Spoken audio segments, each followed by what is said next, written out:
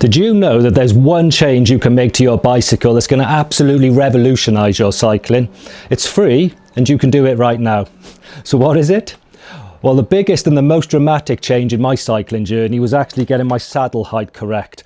I can't emphasise enough how important this is, guys, but most people are doing it wrong and relying on overcomplicated equations that just don't work.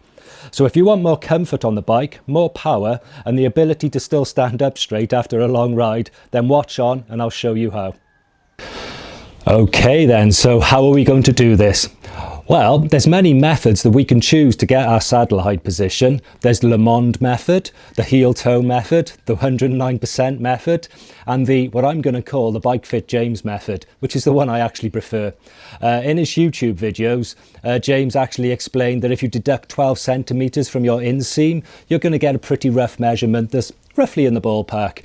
And pretty much, guys, all of these methods are pretty much in the ballpark. It's unlikely they're going to be accurate. They need further refining. And it's in this video that I'm going to show you how to refine these measurements.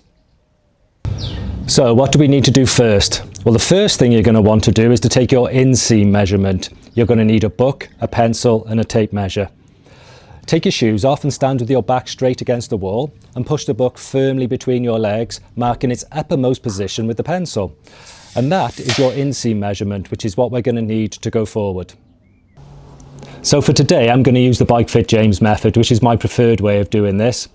So we're going to need to take our inseam measurement and deduct 12 centimeters from it. And it may well be that this is your perfect measurement, but chances are it's going to need a little bit of refining. And the best way to do that is on a turbo trainer. Don't worry though if you haven't got a turbo trainer, because you can do this on the road. But for me personally, I find it a little bit tricky to get the feel right when you're bouncing around on the road surfaces. You can pick up also a second-hand dumb trainer. These are cheap as chips because nobody wants them anymore, and they're also absolutely invaluable as a bike stand or a general maintenance stand. Now that we got our measurements, we need to deduct a further 3 centimeters. This is to give us a little bit of leeway when we're refining the saddle height.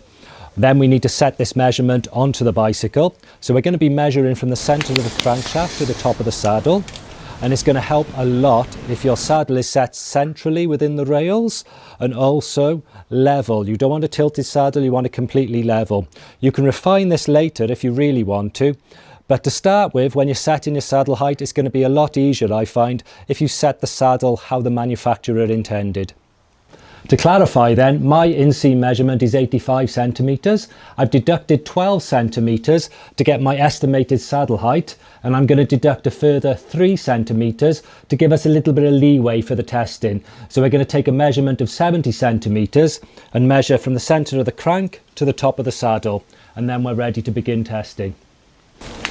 When measuring from the centre of the crank to the top of the saddle, you want to keep the tape measure in line with the seat tube so that you get an accurate and repeatable reading.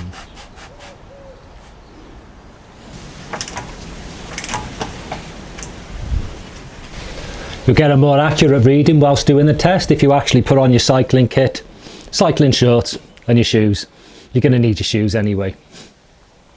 Right, now we're ready to start the test. Get on the bicycle and ride it for 3 minutes, paying attention to how it feels, and you're also feeling for any rolling of the hips or rocking from side to side.